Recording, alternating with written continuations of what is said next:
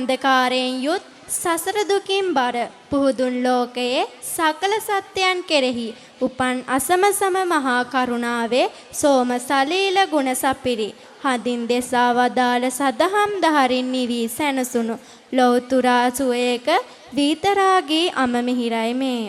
සිරිපා කමලේ පියුමන් දකිමින් සිත නිවන සැනසුම සොයමින් යන සියල්ලන්ට පින්බර සිතින් නිමල භක්තියෙන් යුතුව බුදුන් වහන්සේගේ ගුණ සුවඳින් පුදන්නට මාගේ මේ ආරාධනය ශ්‍රී චන්දානන්ද දහම් පාසලේ 8 වන ශ්‍රේණියේ සහෝදර සහෝදරියන්ටයි.